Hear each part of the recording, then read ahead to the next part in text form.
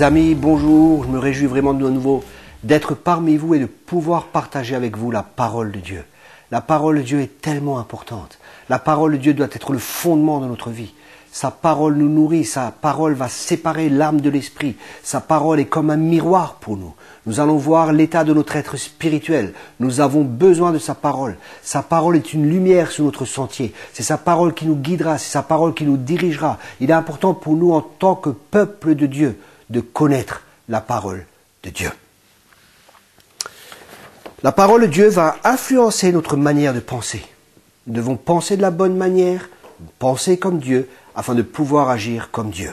Pour ça, la Bible nous dit dans Proverbe 23, verset 7, selon la traduction d'Arby, « Car il est comme les pensées de son âme. » Nous voyons, nous sommes ce que nous croyons. Nous sommes comme nous croyons, comme nous pensons. Si nous nous voyons d'une mauvaise manière, si nous pensons mal de nous, nous nous verrons mal. Et nous agirons mal, nous nous comporterons de la mauvaise manière. Si nous nous voyons comme Dieu nous voit, nous nous comporterons de la bonne manière. Il est important pour nous d'avoir une bonne image de Dieu et d'avoir une bonne image de nous-mêmes pour pouvoir entrer dans le bon pays que l'Éternel nous a donné, le pays où coule le lait et le miel, le pays où l'abondance est là. Christ a tout accompli pour que nous puissions vivre dans cette vie d'abondance, pour être bénis bien sûr, mais aussi pour bénir les autres autour de nous. Pour ça, la Bible nous dit dans Psaume 1, verset 1, « Heureux l'homme qui ne marche pas selon le conseil des méchants, qui ne s'arrête pas sur la voie des pécheurs et qui ne s'assied pas en compagnie des moqueurs, mais qui trouve son plaisir dans la loi de l'Éternel. » Vous voyez, pour être heureux, il faut trouver notre plaisir dans la loi de l'Éternel et qu'il la médite jour et nuit.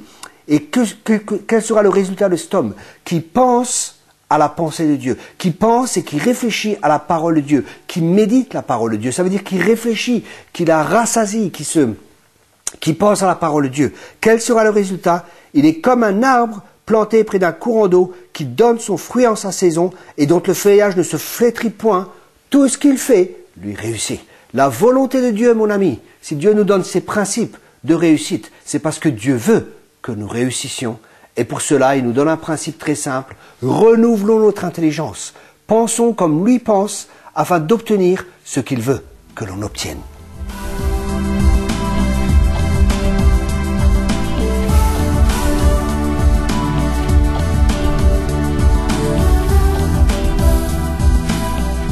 La volonté de Dieu, c'est que nous prospérions à tous égards, comme vient de le montrer ce texte. Mais nous voyons que l'homme prospère. Quelle est la raison de cette prospérité? Ici, dans le texte de le psaume 1 que nous venons de voir, il est dit « Il est comme un arbre planté près d'un courant d'eau ». La Bible ici prend l'exemple d'un arbre et la compare à un homme. Et parce que cet arbre est planté près du courant d'eau, cet arbre prospère. Cet arbre ne prospère pas par lui-même. Il prospère parce qu'il est planté à un endroit. Et nous aussi, nous prospérons quand nous sommes plantés là où Dieu nous veut. Et là où Dieu nous veut, c'est planté près de ce courant d'eau. Et ce courant d'eau, il se trouve où? Ce courant d'eau, c'est sa présence et c'est dans sa parole. Si nous sommes enracinés dans la parole de Dieu, si nous sommes fondés dans la parole de Dieu, si nous commençons à penser comme Dieu pense, si nous avons la bonne image de Dieu, la bonne image de nous-mêmes, si nous comprenons que la volonté de Dieu c'est la réussite, nous ne serons pas satisfaits avec le minimum. La Bible dit que là, mon peuple périt faute de connaissance. C'est pour cela que le Seigneur m'a demandé de faire une école biblique par correspondance et je vous encourage vraiment à participer à cette école biblique. Les informations vous seront données à la fin du message. Inscrivez-vous, vous allez prospérer. Nous avons beaucoup de témoignages de vie transformées. Ces personnes, la vie des personnes ont été transformées grâce à la parole de Dieu et grâce à l'Esprit de Dieu. Mon peuple périt faute de connaissance. Mais faute de connaissance de qui? Faute de connaissance de qui est Dieu, de la volonté de Dieu à notre égard. C'est pour ça que l'apôtre Paul nous dit « Ne soyez pas sans intelligence, ne connaissant pas la volonté de Dieu. » La volonté de Dieu, le caractère de Dieu, la nature de Dieu, la volonté de Dieu, les désirs de Dieu, pour nous, sont révélés dans sa parole. C'est pour ça que Dieu dit à Josué, avant que Josué entre dans le pays que Dieu leur avait déjà donné, il dit à Josué, il donne cet ordre à Josué. Il l'encourage, il dit après la mort de Moïse, serviteur du Seigneur, le Seigneur dit à Josué, fils de Nun, auxiliaire de Moïse, « Moïse, mon serviteur est mort. Maintenant passe ce Jourdain, toi et tout ce peuple, vers le pays que je donne aux Israélites. » Vous voyez, Dieu a donné le pays. Mais nous allons voir que ce pays, il ne le prend pas simplement comme ça, il y a un combat qui est là. Et le combat se situe où? D'abord, Dieu l'encourage encore, il dit, « Tout lieu que vos pieds fouleront, je vous l'ai donné. Comme je l'ai dit à Moïse, votre territoire s'étendra depuis le désert de ce Liban jusqu'au grand fleuve, l'Euphrate. Tout le pays des Hittites jusqu'à la grande mer au soleil couchant. Personne ne tiendra devant toi. Tous les jours de ta vie, je serai avec toi comme j'étais avec Moïse. Je ne te délaisserai pas, je ne t'abandonnerai pas. Sois fort et courageux, car c'est toi qui vas donner à ce peuple comme patrimoine le pays que j'ai juré à leur père de leur donner. Seulement, sois fort et courageux, pour veiller à mettre en pratique toute la loi que Moïse, mon serviteur, a instituée pour toi. Ne t'en écarte ni à droite, ni à gauche, afin de réussir partout où tu iras. » Nous voyons Dieu donne le pays, Dieu veut la réussite pour son peuple. Et c'est pour ça qu'il dit à Josué, nous allons le voir dans le texte par après, l'ordre que Dieu donne à Josué.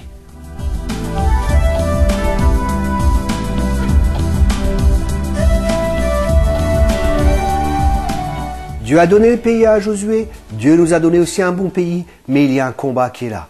Mes frères, mes sœurs, sans combat, nous n'allons pas avoir de victoire. Une victoire s'obtient uniquement lorsque nous combattons, et que nous combattons selon les règles. L'apôtre Paul nous exhorte à combattre selon les règles. Et nous allons voir quelques-unes ou la règle principale dans ce texte. C'est ce que nous voyons. Dieu encourage Josué, il lui dit « Personne ne tiendra devant toi, je suis avec toi, et Dieu est avec nous ». Est-ce que c'est suffisant? Oui, si Dieu est avec nous, ça devrait être suffisant. Mais Dieu lui dit quelque chose de très important au verset 8.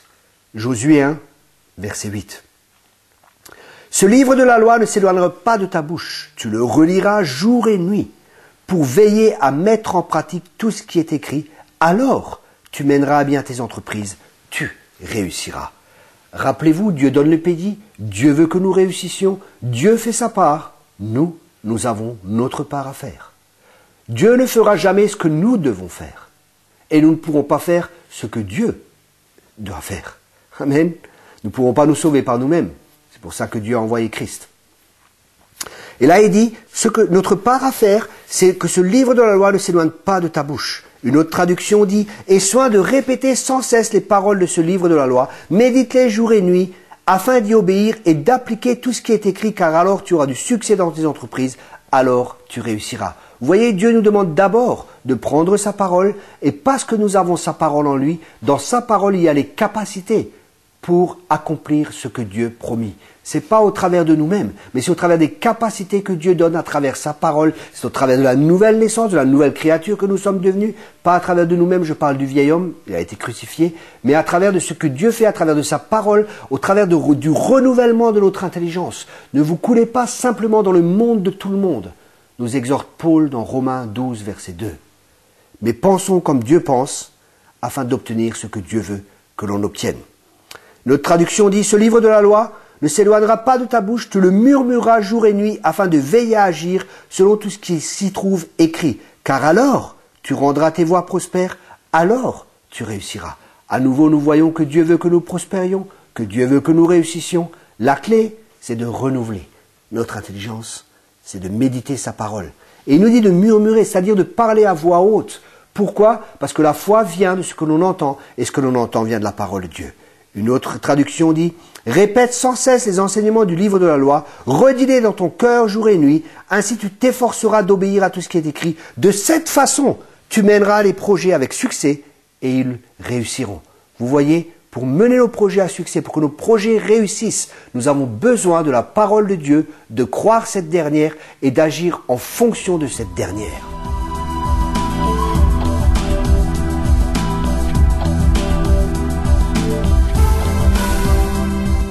Oui, les personnes disent, oui, mais pourquoi ça ne réussit pas? Pourquoi j'ai tellement de problèmes dans ma vie?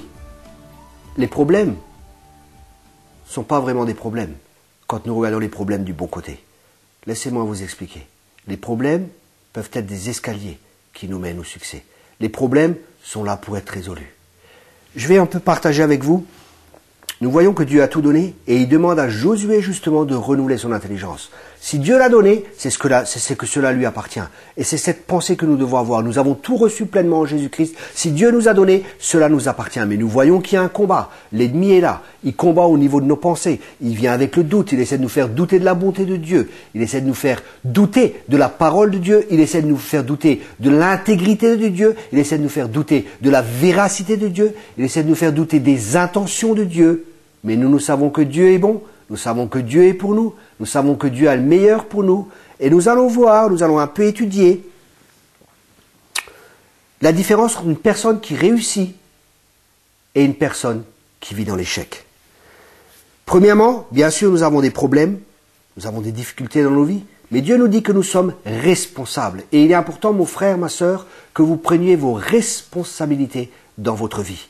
L'appel de Dieu aujourd'hui, c'est mon peuple, sois responsable. Lève-toi et bouge. Prends tes responsabilités. Dieu veut que nous soyons responsables.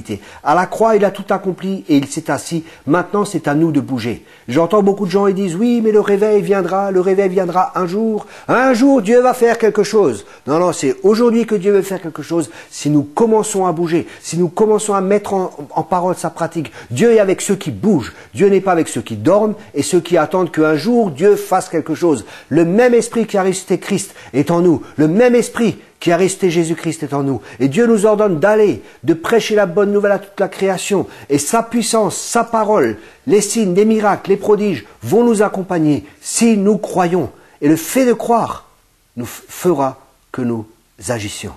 L'évangélisation, c'est l'évangile en action. C'est à nous d'aller. Dieu ne le fera pas pour nous, pour que les circonstances changent, pour que les problèmes soient vaincus. Dieu nous a donné la puissance, Dieu nous a donné l'autorité. Si nous ne l'exerçons pas, les situations ne changeront pas. Il est important que nous sachions qui nous sommes en Christ, une nouvelle créature. Les choses anciennes sont passées. Premier point, pour régler les problèmes dans notre vie, nous devons premièrement reconnaître que nous avons un problème et prendre la résolution pour résoudre le problème. Prendre nos responsabilités. Nous devons être des chrétiens responsables. C'est facile de jeter la faute sur Dieu. Oui, mais si Dieu voulait, il le ferait déjà. Ah, mais c'est la faute du diable. Ah, c'est la faute à mon père, c'est la faute à ma sœur. C'est toujours la faute à quelqu'un d'autre. Prenons nos responsabilités.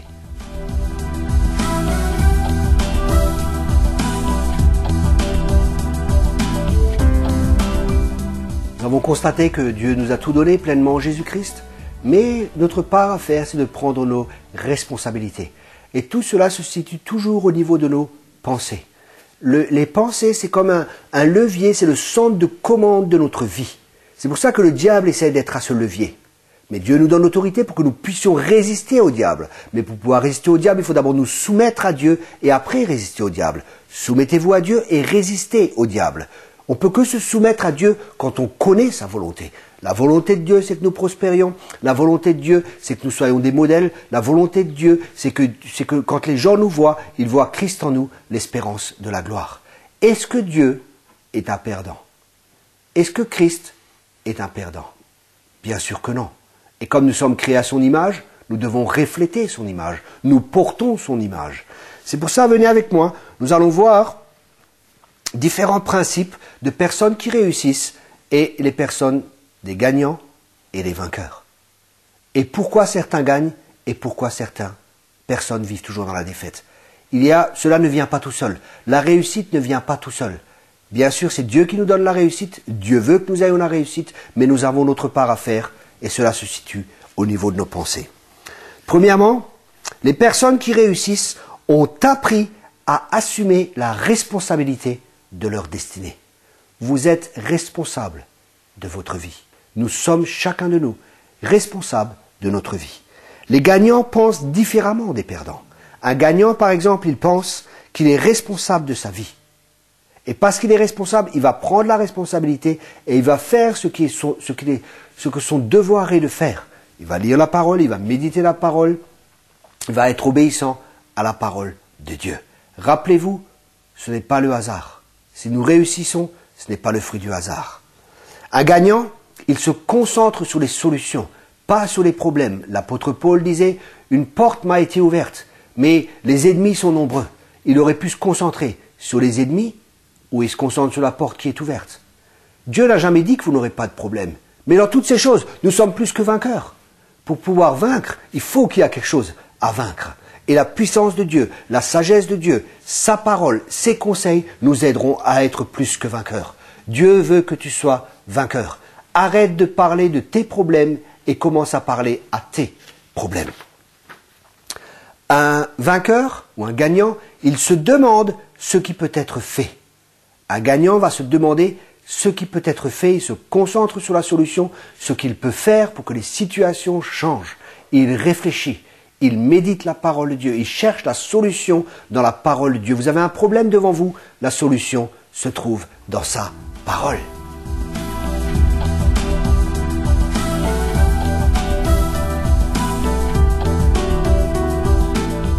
L'homme est tel que sont les pensées de son cœur. Ce que nous pensons déterminera ce que nous ferons et ce que nous sommes. Un vainqueur, il se voit comme un vainqueur. Il pense comme un vainqueur. Il agit comme un vainqueur. Il pense comme un vainqueur. Il se voit comme un vainqueur. Il n'accepte pas la défaite. Dieu m'a créé pour que je sois un vainqueur. Je suis ce que Dieu dit que je suis et je peux faire ce que Dieu dit que je peux faire. Amen. C'est ça la mentalité que nous devons avoir. Dernièrement, j'étais avec des serviteurs de Dieu à table et ils parlaient plus de choses négatives, de tout ce qui ne va pas, que de toutes les possibilités. Ils étaient fixés sur le négatif. Ils étaient fixés sur les problèmes au lieu d'être fixés sur la parole de Dieu. C'est les circonstances qui dirigeaient leur vie. Ce n'est pas la parole de Dieu qui dirigeait leur vie. Et au bout d'un moment, ils sont partis. Ils étaient même un peu en colère. Au lieu d'écouter les conseils, moi, si je vois quelqu'un qui réussit, je sais que ce n'est pas le fruit du hasard. Et j'écoute ce qu'il a à me dire. Parce qu'il a quelque chose à me dire, s'il a réussi. Et cela aussi a à voir avec notre humilité. Nous pouvons apprendre les uns des autres. Quand nous croyons que nous savons tout, c'est là que nous avons réellement un problème. Soyons toujours enseignables. Plus je sais, et plus je me rends compte que je ne sais rien. Un vainqueur, il agit comme un vainqueur, il se discipline. Sans discipline, vous n'arriverez pas dans votre destinée, mes amis. La discipline, c'est faire ce qu'il est nécessaire de faire. Un vainqueur, il a une vision. Il se fixe des buts. Il a un objectif. Il sait où il va. Comme l'apôtre Paul, il ne combat pas en combattant, en frappant n'importe où. Il avait un but, un objectif. Cela lui permettait justement d'atteindre le but et l'objectif qu'il s'était fixé. Un vainqueur, il comprend que l'échec est une expérience. L'échec n'est pas une personne. C'est pas parce que vous avez eu des échecs que vous êtes un échec. J'ai eu beaucoup d'échecs, mais j'ai appris à travers ces échecs. Un vainqueur, il est ami avec le passé, il se focalise sur le présent et il est optimiste pour son avenir. Il est ami avec son passé, ça veut dire qu'il est guéri de son passé. Il ne regarde pas en arrière, comme disait l'apôtre Paul. Je ne regarde pas en arrière, mais je tends vers le but. Il était fixé vers le but, il était fixé vers l'objectif de la caméra. Non, il était fixé vers l'objectif qu'il avait. Amen, parce qu'il avait un objectif, il avait un but, et il était fixé sur ces choses-là. Il n'était pas fixé sur les problèmes, il n'était pas fixé sur les problèmes et les difficultés, il était fixé vers son but. Gagner Christ. Un vainqueur, il sait que le Seigneur va les aider et il pense qu'ils vont réussir. Vous savez, quelqu'un qui court, l'apôtre Paul nous dit de courir afin de gagner. On peut courir, on peut courir pour participer. Mais quelqu'un qui gagne, il court pas pour participer, il court pour remporter le prix de la vocation céleste. Courez, mes amis.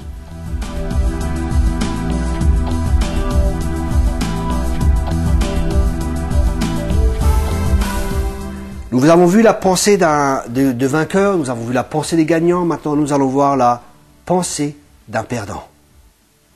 Un perdant, il pense que les autres sont responsables de ce qui leur arrive. Ils ne prennent pas leurs responsabilités. C'est la faute à mon pasteur, c'est la faute au curé, c'est la faute à ma grand-mère, c'est la faute à mes grands-parents, c'est la faute à l'oncle, c'est la faute à ma femme de toute façon. Alors là, c'est terrible. C'est toujours la faute des autres. Ils ne veulent pas prendre leurs responsabilités. Un perdant, il se concentre sur les problèmes. Nous avons vu qu'à l'inverse, un vainqueur, il se concentre, il cherche la solution au problème. Il ne se concentre pas sur un problème. Un vainqueur, un perdant, il se demande ce que les autres pourraient faire pour eux. Vous voyez ? Le vainqueur, il pense qu'est-ce qu'il peut faire pour bénir les autres. Les perdants, ils pensent, mais qu'est-ce qu'on pourrait faire pour moi pour que ma situation change ? Un perdant, il se voit comme un perdant. De toute façon, Il va entreprendre quelque chose, et dès qu'il y a un échec, dès qu'il y a une difficulté, il dit, bah, je savais bien. De toute façon, j'allais pas y arriver. Je le savais bien, et ben voilà. Bah, il va arrêter, parce qu'il pense qu'il va pas y arriver. Quand un échec vient, quand une difficulté vient, qu'est-ce qu'il fait? Au lieu de persévérer, percez et vous verrez, il s'arrête, il abandonne, au lieu de continuer. Un perdant, qu'est-ce qu'il va faire? Il va agir comme un perdant. Un perdant, il ne va pas se discipliner parce qu'il n'a pas de but, parce qu'il n'a pas d'objectif, parce qu'il ne pense pas qu'il va gagner, parce qu'il ne pense pas qu'il va remporter le prix, parce qu'il ne pense pas qu'il va gagner quelque chose, il ne pense pas que c'est important. Il n'a pas de but, il n'a pas d'objectif dans sa vie. Il vit, bah, Dieu m'a créé simplement pour être là sur la terre. Ou je suis le fruit du hasard. Non, mon ami, tu n'es pas le fruit du hasard. Tu as été créé pour rentrer dans les œuvres que Dieu a préparées d'avance pour toi. C'est les œuvres glorieuses. Dieu a au-delà de ce que tu peux penser. Il a préparé au-delà de ce que tu as pensé, de ce que tu peux espérer pour toi. Alors bouge-toi, entre dans ta destinée et glorifie ton Dieu en portant du fruit et du fruit en abondance. C'est pour ça que Dieu nous a établis afin que nous allions et que nous portions du fruit et du fruit en abondance. Un perdant pense qu'il est un échec. Parce qu'il a eu un échec ou parce qu'il a eu des échecs, il croira qu'il est un échec. Mais l'échec est une situation, ce n'est pas une personne. L'échec peut provenir d'une circonstance. Amen, pas d'une personne.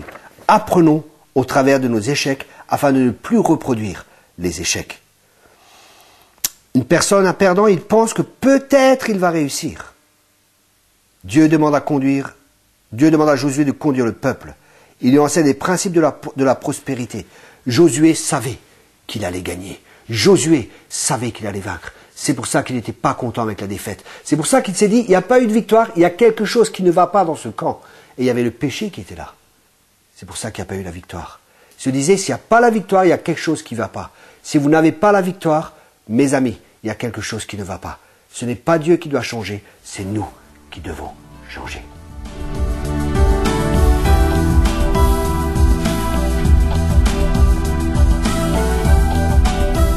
Vous voyez, la manière de penser est très importante. Nous avons vu qu'un perdant pense différemment d'un gagnant et qu'un gagnant, bien sûr, pense différemment d'un perdant. Vous savez, si je me lève le matin, si je prêche l'évangile, je sais qu'il y aura du fruit. Je suis persuadé qu'il y aura du fruit. Si je prends mon temps et que j'investis mon temps à vous parler, à partager la parole de Dieu avec vous, c'est parce que je sais que ça va porter du fruit et je sais que Dieu veut que vous soyez des gagnants. Et je suis là pour vous encourager à entrer dans votre destinée. Ne soyez pas satisfait avec le minimum, ne soyez pas satisfait avec une vie médiocre, alors que Dieu a prévu le maximum pour nous, que Dieu a le meilleur pour nous. Amen. L'ennemi du meilleur, c'est bien souvent, c'est pas le mal, ça peut être le bon. Nous vivons dans un pays en France où nous avons tout ce qu'il faut, mais Dieu veut plus pour nous. Ne soyez pas satisfait avec ce que vous avez. Dieu a toujours plus pour chacun de nous. Dans Amos 3, verset 3, il est dit « Deux hommes marchent-ils ensemble sans être mis d'accord ?» Et pour nous, la question, ce texte pourrait être traduit de cette manière. Est-ce que l'on peut marcher avec Dieu sans être en accord avec Dieu? Est-ce qu'on peut marcher avec Dieu sans penser comme Dieu? Est-ce que nous pouvons obtenir les résultats que Dieu veut que nous ayons sans penser de sa manière, sans agir de sa manière? Rappelez-vous, Proverbe 23, verset 7, nous dit que l'homme est tel que sont les pensées de son cœur. Amen. Renouvelez votre intelligence. C'est à nous de le faire en lisant la parole de Dieu qui va nous révéler les mensonges, les forteresses, les raisonnements qui sont encore ici. C'est pour ça que 2 Corinthiens 10, verset 5 nous dit « Oui, nous renversons les raisonnements et les arguments sophistiqués qui se dressent prétentieusement en rempart contre la véritable connaissance de Dieu, faisant prisonnière toute pensée rebelle, nous l'amenons à obéir au Christ et à reconnaître son autorité. » C'est à nous de placer les pensées captives. Écoutez bien, mes amis, ce que je vous dis. Si nous ne plaçons pas nos pensées captives à l'obéissance de Jésus-Christ, c'est les pensées qui nous amèneront dans la captivité. Si nous ne faisons pas prisonnières les pensées, c'est les pensées qui nous rendront prisonniers. La manière de penser est très importante. Celui qui dirige nos pensées, c'est celui qui dirige notre vie. C'est pour ça qu'il est important qu'il y ait la télé chrétienne, parce que les médias vont nous influencer négativement. Soutenez les gens qui font la télé chrétienne. Investissez dans la télé chrétienne. C'est très important, parce que ça aura une influence dans le monde. Les gens ils sont influencés par ce qu'ils voient, par ce qu'ils entendent. C'est pour ça que les médias, c'est un domaine qui doit être repris par les médias chrétiennes. Dans Éphésiens 5, verset 17, il est dit « Ne soyez donc pas sans intelligence, mais comprenez quelle est la volonté du Seigneur. Dieu est bon, Dieu veut que nous réussissions. Si nous croyons cela, nous allons renouveler notre intelligence, nous allons penser comme Dieu pense, et nous allons aller de victoire en victoire et de gloire en gloire. Que Dieu vous bénisse richement. Merci.